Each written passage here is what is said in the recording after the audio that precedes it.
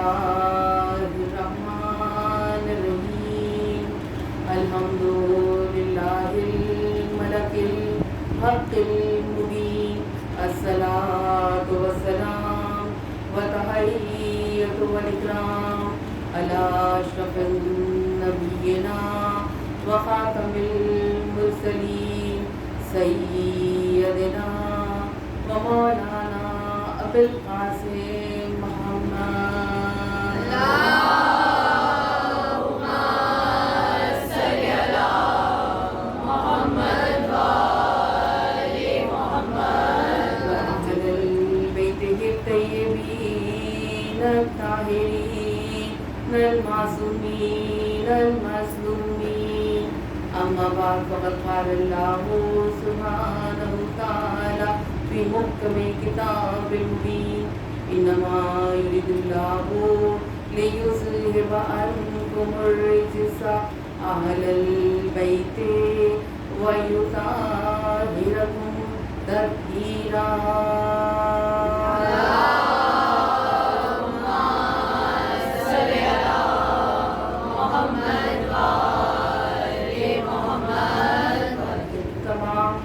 تعریفیں اور حمد و ثنا یقیناً اسی ذات واجب و واحد کے لیے جو کل عالمین کا خلق کرنے والا ہے، جو بڑا مہربان اور نہایت رحم کرنے والا ہے، جو پاک و پاکیزہ بھی ہے، بلند اور بزرگ تر بھی ہے، وہ رب کائنات جو مانگی اور بن مانگی اپنی نعمتوں کو ادا کرتا چلا جاتا ہے، جو ایسی جلالت اور کبریائی رکھتا ہے کہ ساری کائنات مل کے اس کے سامنے سر سجود ہو جائے، تب بھی ایک لہجہ برابر اس کی جلالت اور کبریائی میں کوئی اضافہ نہیں ہو سکتا، جو ایسا جلالت اور کبریائی کا مالک ہے کہ ساری کائنات مل کے اس کی خدائی کی منکر ہو جائے، تب بھی اس کی جلالت اور کبریائی میں کوئی کمی واقع نہیں ہو سکتی۔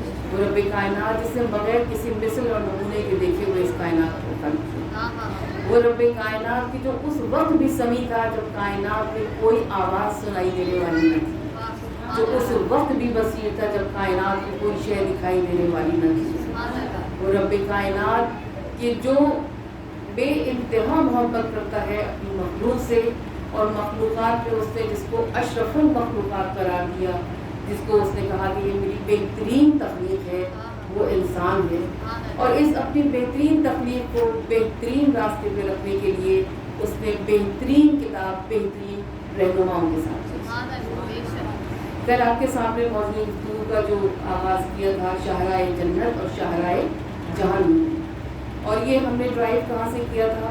اس سے پہلے کہ میں آپ کو ریکیپ کل کی مجلس کروں، کیونکہ بہت سے ہماری خواہران کل شامل نہیں تھیں، تو ایک بریف ریکیپ بھی کل کی مجلس کر دے دوں گی، اور کل کی مجلس میں جو جو نکات رہ گئے تھے ان کو بھی میں آج کوشش کروں گی کہ ان کو کور کر دوں۔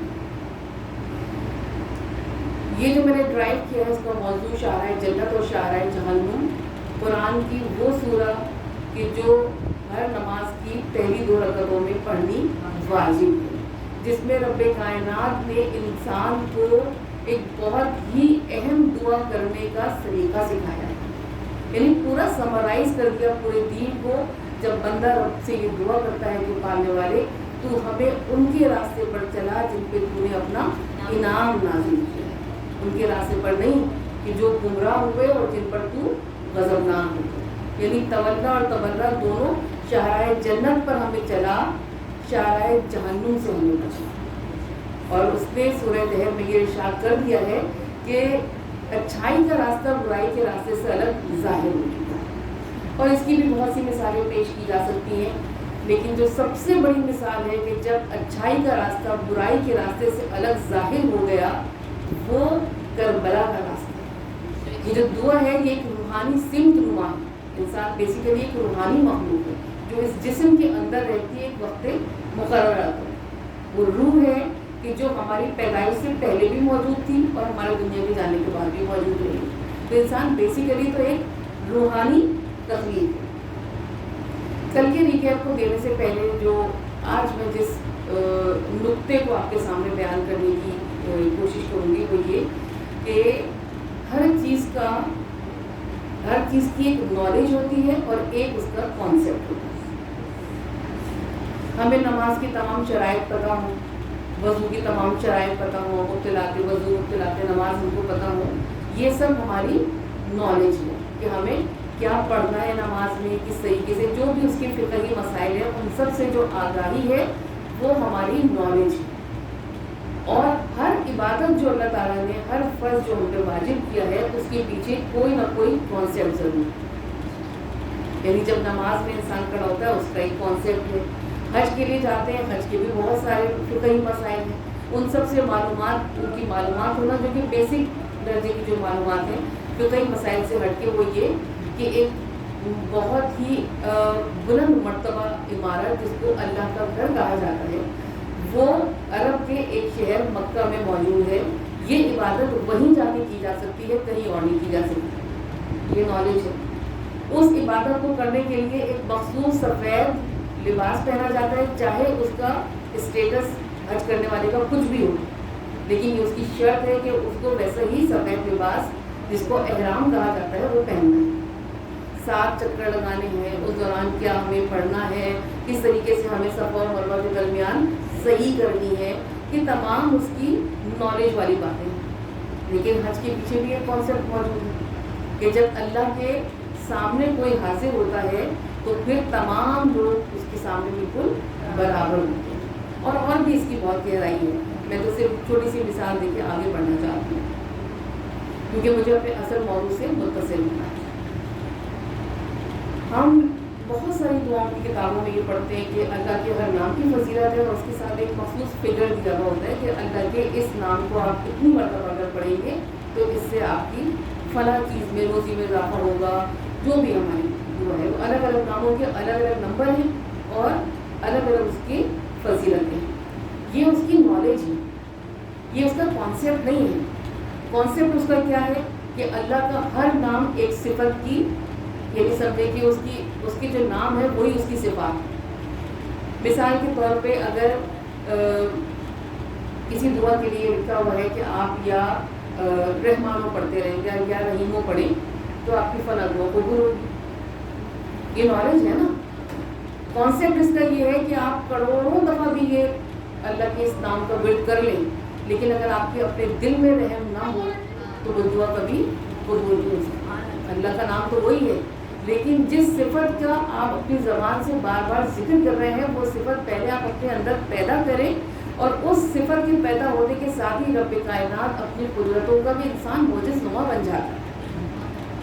जब वो अपने अंदर इलाही सिफात, हमारे जो अहले बैत हैं वो अस्माए इलाही की तजल्लियाँ थी, और यकीनन इसीलिए उनके पास कोई ऐसा नहीं था कि बहुत ज़्यादा उनके हाथों में ताकत थी कि भाई वो हाथ धक्का लगाएंगे तो पहाड़ हट जाएगा।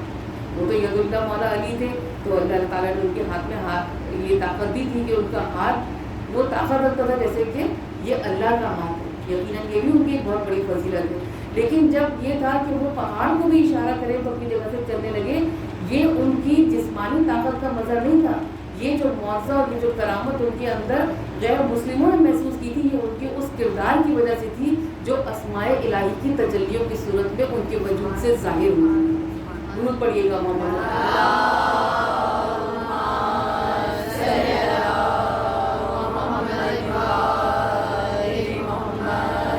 और ये कहा जाता है कि जब आप कोई बड़ा काम करने जाएं या कोई नया काम करने जाएं, फ़र्ज़ कीजिए कि कहीं नौकरी करने के लिए हम सोच रहे हैं कि हम फ़ला जगह नौकरी करें, या हम फ़ला फील्ड का इंतखाब करें, या हम फ़ला जगह पर अपना घर बनाएं। कोई भी नया काम या बड़ा काम, रोज़मर्रा के कामों की बात नहीं है, तो उसके पीछे कम अज़ कम 5 सॉलिड रीज़न्स ज़रूर होने चाहिए।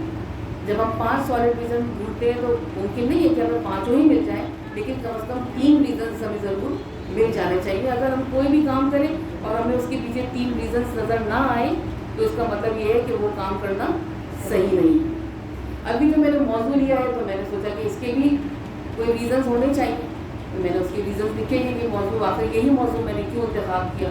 उनमें से एक रीज़न आपको मैं बताती हूँ, और वो ये कि देखें, ये भी कहा जाता है कि आजकल ज़माना बहुत ख़राब है।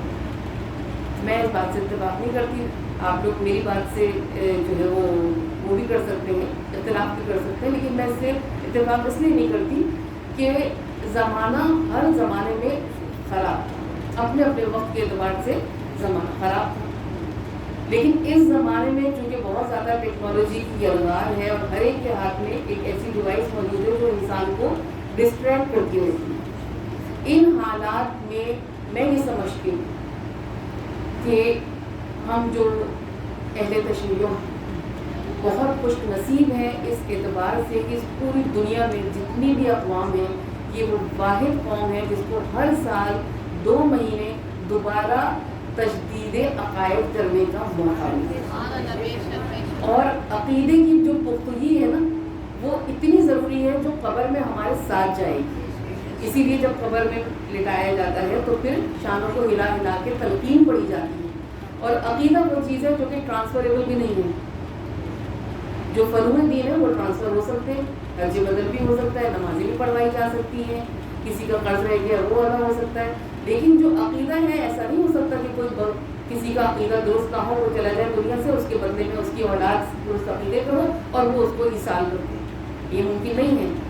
ہمارے عقیدے میں پختگی پیدا ہوتی ہے جب ہم مجلس عزا میں آ کے فضائل اہل بیت کو سنتے ہیں تو ہمارا یہ یقین پختہ ہو جاتا ہے کہ جو زمانے یہ چیزیں ہمیں ڈسٹریکٹ کرنے والی ہیں نا یہ ہمیں دوبارہ اس مرکز پہ لے کے آتی ہیں کہ جس کے اوپر دار و مدار ہماری آئندہ کی دائمی زندگی کے اوپر ہے. جو بھی ہمارے عمل ہوں لیکن اگر ہمارا عقیدہ درست نہیں ہے تو یہ وہ چیز ہے جس کا سوال قبر میں سب سے پہلے عقیدے کا ہی کیا جائے گا. اعمالوں کا حساب کتاب بعد میں ہوگا لیکن جو پہلا سوال ہوگا وہ ہمارے عقیدے ہی ہوگا. تو ہمارا عقیدہ جو ہے نا وہ پختہ ہونا چاہیے کہ ہم جن کے فالوورز ہیں, ہم جن کے ماننے والے ہیں, اللہ تعالیٰ ہمیں ان کا سچا ماننے والا بنائے. وہ اس عقیدے میں ہمارے پختگی اور جو چیزیں ہمیں ڈسٹریکٹ کرنے والی ہیں وہ ہمیں دوبارہ اس مرکز کے اوپر لے کے آئے. اور جیسے میں نے آپ کے سامنے عرض کیا کہ ہر چیز کی ایک نالج ہے, ہر چیز کا ایک کانسیپٹ ہے. ایک مثال ذہن میں آ رہی ہے آپ کے سامنے عرض کروں گا. میں نے بہت سے لوگوں کو دیکھا ہے کہ وہ صبح واک کرنے کے لیے نکلتے ہیں جو کہ بہت اچھی عادت ہے, اور اس کے ساتھ ایک اور بھی اچھا کام کرتے ہوئے دکھائی دیتے ہیں کہ ان کے ہاتھ میں ایک تسبیح ہوتی ہے. تو وہ بہت سے اذکار ہیں, وہ تسبیح پڑھتے رہتے ہیں, لا الہ کی تسبیح پڑھیں گے, درود کی پڑھیں گے, سبحان اللہ کی, جو بھی اذکار ہیں وہ پڑھتے ہیں. فرض کیجئے کہ میں اپنی مثال آپ کو دوں کہ میں صبح کے بعد باہر نکلتی ہوں فجر کی نماز کے بعد, اور ہاتھ میں میری تسبیح ہوتی ہے, نہیں بھی ہوتی تو میں دل میں بس سبحان اللہ سبحان اللہ سبحان اللہ کا ورد کرتی ہوں. بس زبان سے ادا کرتی ہوں یہ جانتے ہوئے کہ مجھے اس کی نالج ہے کہ یہ اللہ کی تسبیح ہے اور اللہ کی تسبیح کرنے کا بہت ثواب ہے. وہ حق لگتا ہے کہ اس کی تسبیح اور اس کی حمد و ثنا کی جائے. ایک یہ چیز ہے. ایک یہ چیز ہے کہ میں جب صبح نکلی واک کرنے کے لیے تو میں نے یہ محسوس کیا کہ یہ صبح کا ہونا جو ہے یہ قدرت کا کتنا بڑا معاوضہ ہے. اس ایک سسٹم کے ساتھ ساتھ کتنے سسٹمز وابستہ ہیں. پھر میں چلی آگے کسی درخت پہ نظر پڑی, اس کے پتے کو دیکھا, آگے گئی دوسرے درخت کے پتے کو دیکھا, وہ پتا الگ تھا, یہ پتا الگ تھا. ایک ایک پتے میں, ایک ایک شجر میں, ایک ایک حجر میں, ایک ایک گل میں, ایک ایک پھول میں, ایک ایک پرندے کی آواز میں جس چیز کو میں نے دیکھا میں نے بے اختیار اپنے دل سے خدا کی قدرت اور اس کی صنعائی کو محسوس کرتے ہوئے, اس کی شان خلاقیت کو محسوس کرتے ہوئے بے اختیار میں نے کہا سبحان اللہ.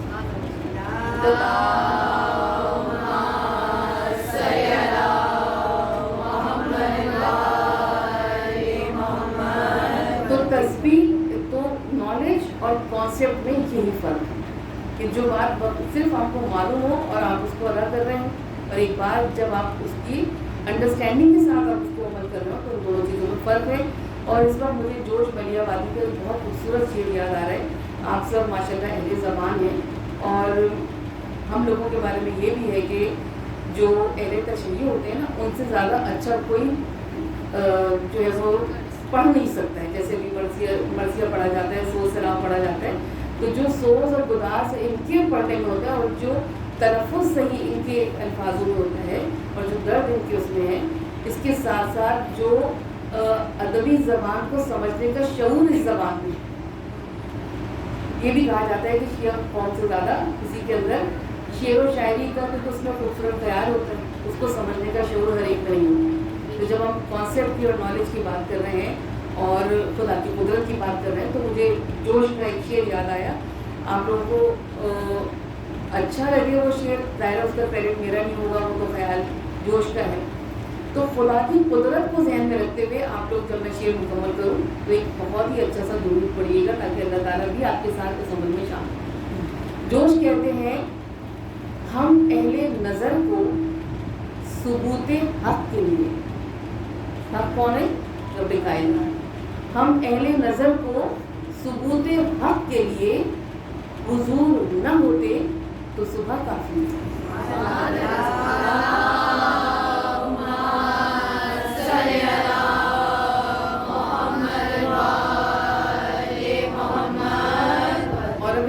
میں اپنی کل کی گفتگو کے ساتھ جڑ جاؤں کہ کل میں نے آپ کے سامنے عرض کیا تھا کہ اللہ تعالیٰ نے سورہ احزاب کی آیت نمبر 72 جس میں اللہ تعالیٰ نے یہ ارشاد فرمایا کہ ہم نے اس امانت کو زمینوں، آسمان اور پہاڑوں کے سامنے پیش کیا تو انہوں نے اس بار امانت کو اٹھانے سے انکار کیا اور انسان نے بڑھ کر اس امانت کو لے لیا۔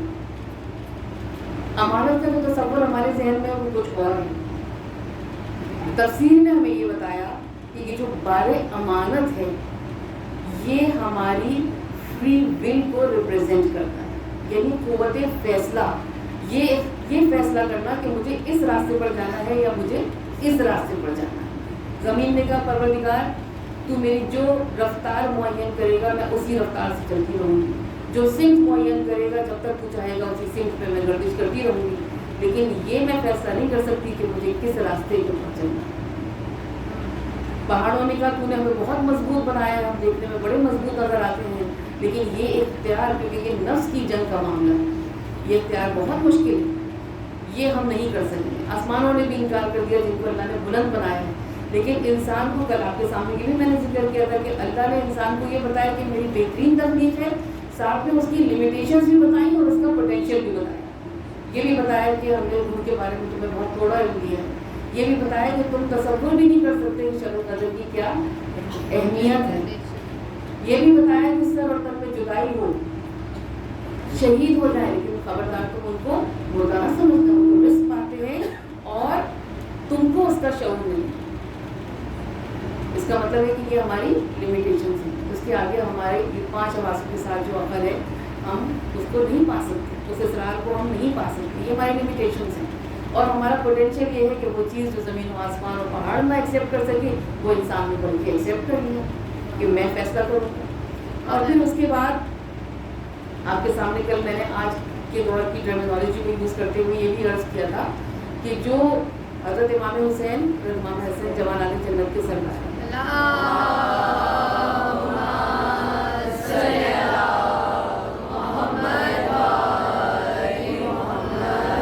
جنت کے سردار ہیں 1.25 لاکھ انبیاء جس جنت میں ہوں گے، ان انبیاء کے سردار حضرت امام حسن، امام حسین، ان کے ساتھ جو لوگ شہید ہوئے، تو میں نے سامعین کرام سے یہ سوال کیا تھا کہ یہ بتائیے کہ جو امام حسین کی ہمراہی میں ان کی نصرت کرتے ہوئے کربلا کے مصائب کو برداشت کرتے ہوئے راہ خدا میں شہید ہو گئے، وہ جنت میں ہیں یا نہیں ہیں؟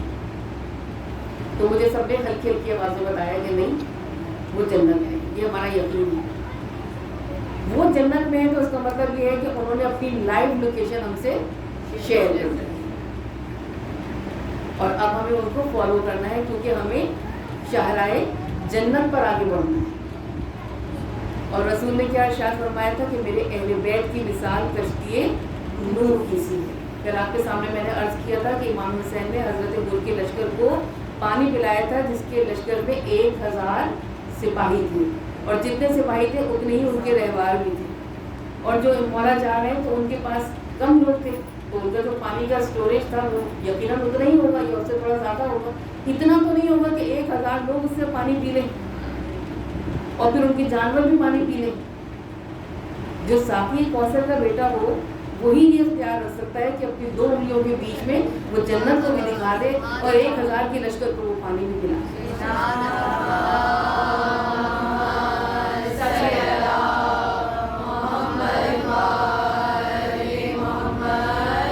تو رسول نے فرمایا کہ جو میرے اہل بیت کی کشتی میں سوار ہو گیا، ان کی مثال کشتی نوح کی سی ہے، جو اس میں سوار ہو گیا اس نے نجات پائی، اور جس نے تخلف کیا وہ ڈوبا اور گیا۔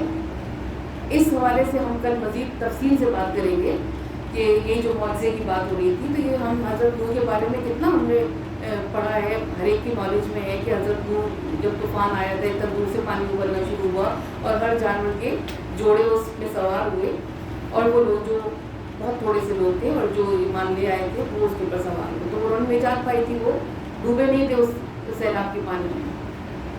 لیکن معجزے اس کشتی میں کتنے تھے؟ ایک جانور دوسرے جانور کو کھاتا ہے، اس میں سارے کے سارے جانور ایک ساتھ ہیں، کوئی جانور چھوٹا ہے کوئی جانور بڑا ہے، کسی کو زیادہ بڑی جگہ چاہیے کسی کو کم جگہ چاہیے، کسی کی خوراک کچھ ہے کسی کی خوراک کچھ ہے، کوئی گھاس کھاتا ہے اور کوئی گوشت کھاتا ہے، اتنے سارے جانور سب اس کشتی کے اندر سوار ہیں۔ کتنے دن تک اس کشتی نے سفر کیا، اپنے جانوروں کا جو ویسٹ وہ بھی کیا نظام تھا اس کا، اتنے موت سے صرف مطلب کیا ہے کہ جتنے لوگ، بس مختصر کر کے آپ کو میں اس کا نتیجہ بیان کر رہی ہوں، جبکہ اس کے بارے میں بہت تفصیل سے اگر ہم سوچیں تو ذہن میں بہت سے سوال پیدا ہوتے ہیں کہ کشتی نوح کے اندر کتنے معجزے ہو رہے تھے، صرف پانی سے نہیں وہ بچ رہی تھی لیکن اس سے کتنے اس کے اندر معجزے ہو رہے تھے۔ میں جو آپ کے سامنے اس کا نتیجہ پیش کرنا چاہتی ہوں وہ یہ کہ اہل بیت کی کشتی میں جب کوئی سوار ہو جاتا ہے نا تو پھر اس کی زندگی میں معجزے ہوتے ہیں، لیکن شرط یہ ہے کہ وہ پھر جب اسی راستے پر چلے جس کشتی پہ وہ کشتی چل رہی ہے، جس راستے پر وہ کشتی چل رہی ہے، جب وہ چلے تو ہم چلیں، جب وہ رکیں تو ہم رکیں، نتیجہ یہ ہوگا کہ جو منزل اس کشتی کی ہوگی وہی منزل ہماری ہوگی، اور اسی کشتی کا راستہ جو شاہراہ جنت کی طرف ہم کو لے کر جاتا ہے۔ اور ہم نے آپ کے سامنے کل حور کا ذکر کیا تھا، بہت ہی ایک ایسا کردار ہے اس پورا جو کیمپس ہے کربلا کا کہ یہ رنگ اگر نہ ہو کربلا کی اس پوری تصویر میں تو وہ ادھوری رہ جاتی ہے۔ ہم سب کے لیے ایک امید کا استعارہ، اس کا استعارہ کہ انسان آخری وقت میں بھی اگر معافی مانگ لے، توبہ کر لے تو اللہ تعالیٰ اس کو معاف کر دیتا ہے۔ وہ ایک ایسا کردار ہے کہ جس نے یہ بتایا کہ انسان کی جو قوت فیصلہ ہے، مولانا نے کہا تھا نا کہ تیری ماں نے تیرا نام بہت اچھا رکھا ہوگا، کل میں نے آپ کے سامنے عرض کیا تھا کہ میں نے بڑی تلاش کی کہ مجھے ہسٹری پتا چلے کہ اس کی ماں کون تھی جس نے ایسا بیٹا جنم دیا تھا، جس نے ایسی تربیت کی تھی اپنے بیٹے کی۔ مجھے ان کی ماں کے بارے میں کوئی ہسٹری نہیں ملی، ہاں ان کی جو ڈسینڈنٹس ہیں ان کے بارے میں مجھے معلوم ہوا، جو اس پرچہ کے توسط سے میں آپ کے سامنے عرض کر دیتی ہوں کہ ایران کا جو شہر ہے قزوین میں جو فیملی، وہ لوگ جو اپنے نام کے ساتھ مستقبی لگاتے ہیں وہ کہتے ہیں کہ وہ حضرت حر کی نسل سے، اور دوسری جو حضرت حر کی نسل ہے وہ لبنان میں جس نسل سے بہت عظیم المرتبت الشیخ حر عاملی ہیں، وہ بھی حضرت حر کی نسل سے۔ تو دیکھیے کہ جب ایسی ہستیوں کے ڈسینڈنٹ ہوتے ہیں تو پھر ان کی جو نسل میں سے آتے ہیں وہ کیسے لوگ ہیں، کتنے بڑے لوگ ہیں۔ اچھا، حضرت حر کی زندگی میں یہ بیان مجھے کل مکمل کرنا تھا، لیکن آج جو کل باتیں رہ گئی تھی وہ آپ کی میں نظر کر دوں کہ جب غور سے سوچتے ہیں حضرت حر کے کردار کے بارے میں تو ہم یہ سوچتے ہیں، دو باتیں ذہن میں آتی ہیں میرے کو، یہ کہ وہی آسمان تھا، وہی سورج تھا، وہی گرمی تھی، وہی کربلا کا دشت تھا، وہی ہنگام جنگ تھا، سب کچھ وہی تھا۔ اس کی بہادری بھی اپنی جگہ پہ تھی، اس کی جو ڈیزگنیشن تھی کمانڈر تھا وہ بھی اپنی جگہ پہ تھی، ایلیٹ کلاس سے وہ تھا وہ بھی اس کے ساتھ تھا، اس کا شجرا۔ تو کیا چیز بدلی اس ایک رات میں جس میں اس نے اپنے ایک جملے سے ہمیں شاہراہ جنت کا پتہ بتایا کہ جب اس نے یہ کہا کہ میں تو جنت اور جہنم کے درمیان ٹہل رہا ہوں، اپنی بے چینی کا سبب اس نے یہ بتایا کہ میں کسی جنگ کے خوف سے نہیں بے چین ہو کے ٹہل رہا ہوں، میں تو جنت اور جہنم کے درمیان ٹہل رہا ہوں، ایک طرف شاہراہ جہنم جا رہی ہے، ایک طرف شاہراہ جنت جا رہی ہے۔ تو میں یہ سوچتی ہوں کہ آخر بدلا کیا اس کی زندگی، وہی بات جو عقائد کی بات ہے، اس کی زندگی میں اگر بدلا تھا نا کچھ تو وہ اس کا لیڈر بدلا تھا، جب لیڈر بدلا تو راستہ بدلا، اور جب راستہ بدلا تو منزل بدلی۔ ہاں یہ اور بات ہے کہ جو راستہ تھا وہ راستہ بہت تکلیفوں کا تھا، اس راستے میں اس نے اپنا جوان بیٹا قربان کیا، اس کا غلام اس کے ساتھ شہید ہوا اور وہ خود شہید ہوا، لیکن اس کا مرتبہ اسے کہتے ہیں نا کہ وہ نار سے نوری بن گیا، عمل سے زندگی بنتی ہے، جنت بھی اور اور جہنم میں. کہ خاکی اپنی فطرت میں نہ نوری ہے نہ ناری. اس کا عمل اس کو نوری بھی بنا سکتا ہے اور اسی کا عمل اس کو ناری بھی بنا سکتا ہے. اور میں نے جو تاریخ کی کتابیں پڑھی اس میں نے یہ دیکھا کہ وہ جو رات, جس رات حر نے پوری رات ادھر سے ادھر ٹہلتے ہوئے گزاری, کیونکہ ایک جنگ تو وہ تھی جو صبح ہوئی میدان کربلا میں, ایک اور جنگ تھی جو اس کے اپنے اندر ہو رہی تھی. یہ جنگ شاید اس جنگ سے زیادہ مشکل تھی. جب انسان فیصلہ کر لیتا ہے پھر اس کے لیے چیزیں آسان ہو جاتی ہیں. فیصلہ کرنا بہت مشکل تھا, جبھی تو زمین و آسمان نے اس اختیار کو اٹھانے سے کہا تھا کہ ہم نہیں اٹھا سکتے اس اختیار. اور اس جنگ میں اس نے فتح پائی, اس جنگ میں تو اس نے جان دے دی, اس جنگ میں وہ فتح یاب ہو گیا.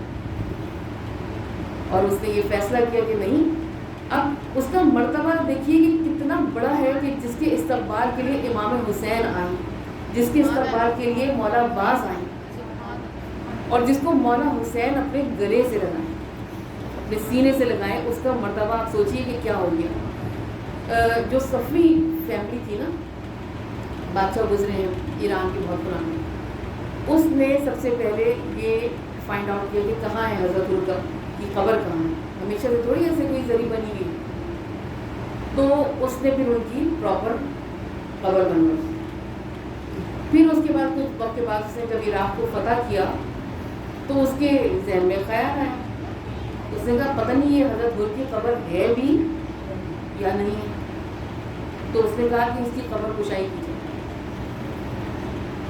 جب قبر کشائی کی گئی تو دیکھا کہ جو لباس ہے اس کا, اس پہ بالکل تازہ خون ہے, اور اس کے ماتھے کے اوپر ایک کپڑا بندھا ہوا ہے. جب مولا نے اپنے زانگوں پہ رکھا ہے اس کے سر کو, تو اس نے مولا سے کہا تھا کچھ اڑا دیجئے مولا, مجھے نیند آتی. تو مولا نے اپنی ابا میں سے, یہ بھی کہتے ہیں کہ وہ رومان سیدہ تھا, اور یہ بھی کہتے ہیں کہ مولا نے اپنی ابا میں سے پھاڑ کے جو ایک کپڑا اس کے سر کے زخم پہ باندھا تھا. تو وہ جنہوں نے قبر کھولی تھی, انہوں نے جب اس کپڑے کو کھولا تو اس کے سر سے ایسے خون جاری ہو گیا جیسے کہ اس کو ابھی زخم لگا ہے. شہید تو زندہ ہے دوسرے معنوں میں, لیکن زمین کو بھی یہ حکم نہیں ہے کہ شہید کے جسم کو کوئی بھی تکلیف. انسان کی باڈی ڈیکمپوز ہو جاتی ہے نا, جب وہ انسان مٹی میں چلا جاتا ہے تو مٹی بن جاتا ہے. آہستہ آہستہ آہستہ آہستہ یہ جو چار عناصر ہیں وہ بگڑ جاتے ہیں, انسان خاک ہو جاتا ہے. لیکن جو شہید ہوتا ہے اللہ کی راہ میں, تو زمین کو یہ اختیار حاصل نہیں ہے کہ اس میں اس کے جسم کو کوئی بھی نقصان نہیں. یہ جو کردار کربلا کے ہیں جنہوں نے یہ فیصلہ کیا کہ ہمیں شاہراہ جنت کی طرف جانا ہے. ایک بس چھوٹی سی مثال دے کے 2 شہداء کا ذکر کروں اور پھر آپ کی سمت کا مانوں. بس یہ سمجھ لیجیے کہ یہ دنیا جو ہے نا, یہ ایک میدان ہے. اس میدان میں ہم سب لوگ موجود ہیں, دنیا کے جتنے بھی لوگ ہیں وہ سب موجود ہیں. اس میدان سے نکلنے کے 2 راستے ہیں. ایک کے اوپر لکھا ہوا ہے جنت, ایک کے اوپر لکھا ہوا ہے جہنم. تو جو اس میدان میں لوگ موجود ہیں, یہ ان کی مرضی ہے کہ وہ اس راستے سے جائیں یا وہ اس راستے سے جائیں. یہ اختیار انسان کے پاس ہے. اور ایک تمثیلی طور پہ اس کو ایکسپلین کرنے کے لیے آپ یہ سمجھ لیجیے کہ ہم بھی وہاں کھڑے ہوئے تھے اسی میدان میں, دنیا کے میدان میں ہم بھی ہیں. تو ہم نے یہ سوچا کہ ہم یہ جو راستہ ہے, جنت کا راستہ ہے, جہنم کا راستہ ہے, دور سے دیکھا تو جو جنت کا راستہ تھا وہاں پہ بڑی تیز دھوپ تھی, گرمی کی شدت کا ہمیں احساس ہو رہا تھا. پھر زمین پہ نظر پڑی تو زمین بھی بڑی ناہموار سی تھی. تو ہمیں لگا کہ جانا بڑا مشکل ہے, موسم اتنا سخت, کوئی درخت بھی نہیں پاس, شدید ترین گرمی, اور پھر زمین بھی ایسی. تو ہم نے کہا یہ تو بہت مشکل. دور تک دیکھا تو وہ بہت مشکلات سے بھرا ہوا وہ راستہ ہمیں نظر آ رہا تھا. ہم نے کہا یہ تو بڑا مشکل ہے, ذرا ادھر بھی دیکھ لیتے ہیں. ادھر ہم نے دیکھا تو بڑا اچھا موسم تھا, اور وہ جوسز اور جتنے بھی ڈرنکس آپ سوچ لیں وہ بھی سب اویلیبل تھے. اور دوست ہاتھ میں ہاتھ ڈالے ہوئے, ہنسی مذاق کرتے ہوئے, موسم سے لطف اندوز ہوتے ہوئے لوگ ہنسی خوشی چلتے چلے جا رہے ہیں, بڑھتے ہوئے. اور ہم نے یہ دیکھا کہ رش ادھر زیادہ تھا, جہاں پہ فیسلٹیز زیادہ تھیں رش وہاں پہ زیادہ تھا. یہاں پہ بہت کم لوگ تھے, ظاہر کون جائے گا پھر سب کچھ. لیکن ہم تھے खुश नसीबी से वो कि जिनकी माओं ने अपनी आगोश में अहले बैत की मोहब्बत का सबक हमको पढ़ाया था। तो मजलिसों की वजह से हमें ये भी मालूम था कि जो शाहराए जन्नत है वो इनका रास्ता है, और हमें ये भी मालूम था कि इनकी कश्ती में सवार होना है। फैसला बहुत मुश्किल था, लेकिन बहुत हिम्मत करके ये फैसला किया कि चलो चल के देखते हैं। इतना मुस्तहकम नहीं था हमारा इरादा कि हम जाएंगे आगे तक, लेकिन हमने कहा चलो चल के देखते हैं। जैसे हम बहुत सी दुआएं ये सोच के मांग लेते हैं कि चलो ट्राई करके देखते हैं, यकीन होना चाहिए ना। तो हमने कहा कि चलो हम उसको हम ट्राई करके देखते हैं कितनी दूर तक जा सकते हैं, ना जा सके तो आ जाएंगे वापस। उसमें चलना शुरू किया तो पैरों में कांटे भी चुभे, ऐसा भी लगा कि पैरों में जैसे छाले पड़े जा रहे हैं। प्यास की शिद्दत से हलक खुश्क होने लगा, मौसम इतना सख्त था।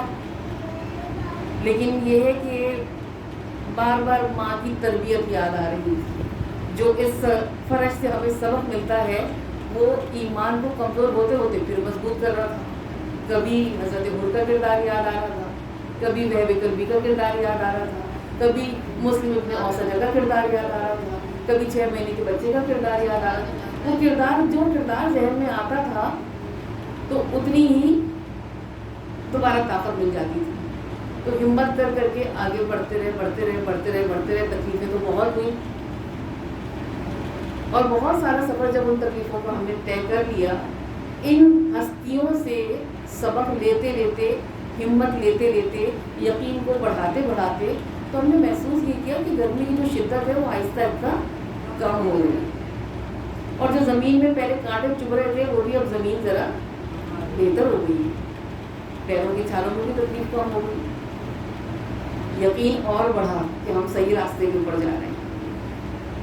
जेल आए वो सारी तकलीफें जो कि उन तकलीफ़ों के मुकाबले में बहुत थोड़ी थी जो उन्होंने उठाई जिनके हम फॉलोअर हैं। और फिर उसके बाद आहिस्ता आहिस्ता पता ही ना चला कि मौसम कितना खुशगवार हो गया, रास्ता कितना सरसब्ज हो गया, खूबसूरत परिंदों की भी आवाज़ें आने लगी, बहुत बेहतरीन हमको मशरूब पीने के लिए मिलने लगी। हमको ये यकीन होता चला कि हम जन्नत की तरफ रवां तवां हैं, उस जन्नत की तरफ कि जिसका हकीकी तौर पे हम तसव्वुर नहीं कर सकते, लेकिन ये जो हल्के हल्के ग्लिम्पसेस हमको नज़र आ रहे हैं, ये इस बात का पता दे रहे हैं कि तुम जिस रास्ते पर हो यही उनका रास्ता है जिन पे अल्लाह ताला ने अपना इनाम नाज़िल किया। ये इनाम दुनिया में नहीं थे। दुनिया की ज़िंदगी आप देखें, 3 दिन की भूख और प्यास, अपने घर को छोड़ना, खेमों के अंदर रहना, अपने बच्चों को कुर्बान करना, अपने भाइयों को कुर्बान करना, कैदोबंद की सहूलतों को बर्दाश्त करना, दरबार में हाजिरी, बाजार तो कौन से है ना। ये दुनिया इनामात की जगह नहीं है, ये दुनिया तो इम्तिहान गाह है। ये इनामात वो हैं जो उस दुनिया में मिलेंगे, और इन हस्तियों को इनकी फजीलत की सूरत में अल्लाह ताला ने अता किए, जो कि उनकी फजीलत से ज़्यादा इस दीन की ज़रूरत है। दुरूद भेजिएगा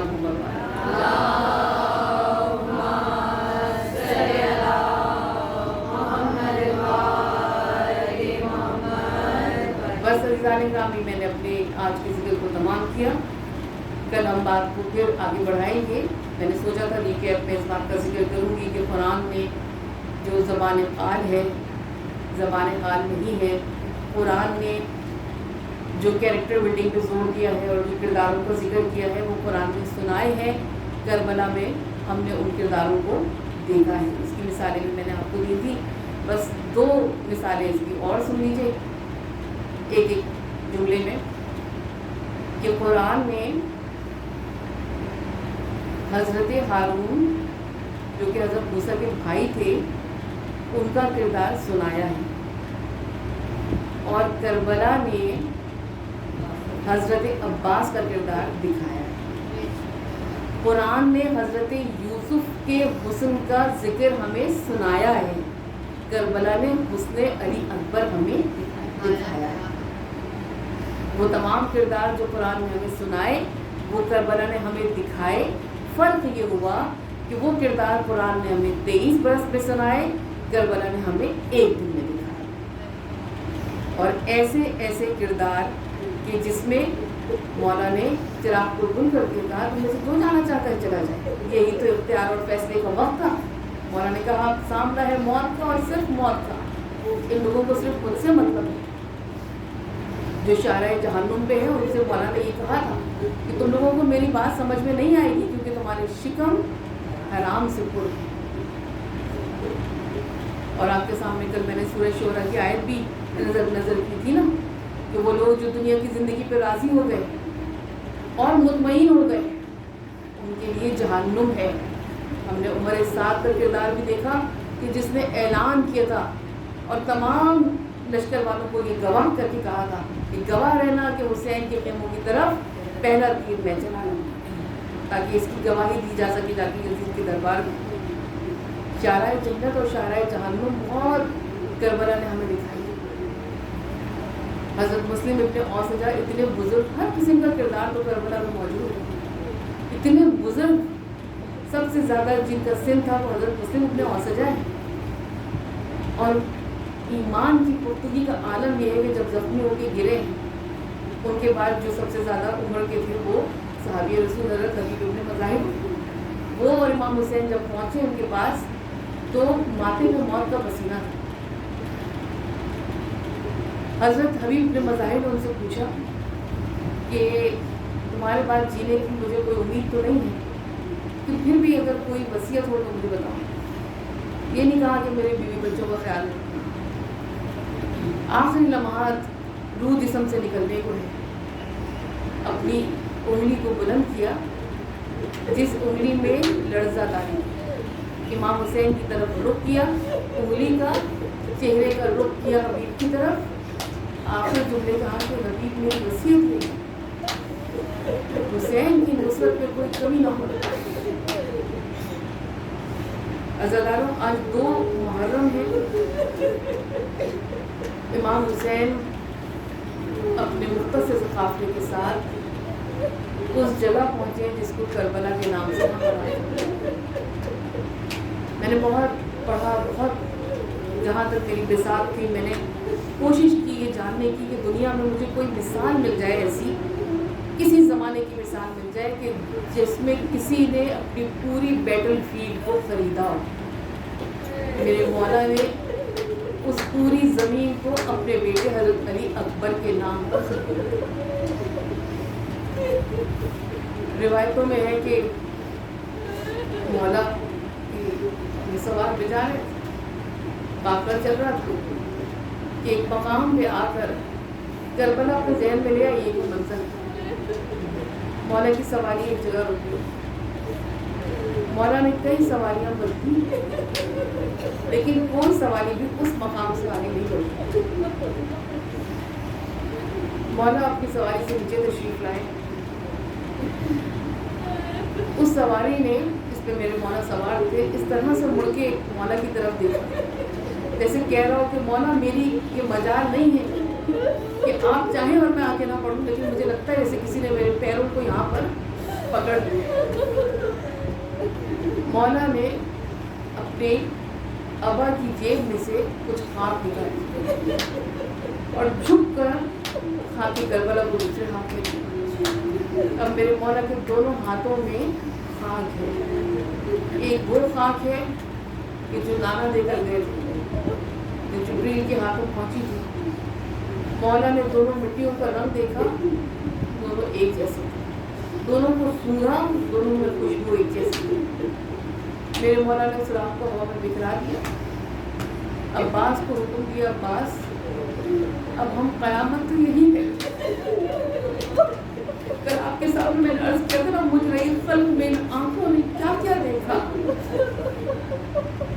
इन आँखों ने ये देखा कि एक बस्ती जो 2 मुहर्रम को बसी, कुल 8 रोज़ के लिए रसूल का नवासा इस ज़मीन पर मेहमान आया। अब्बास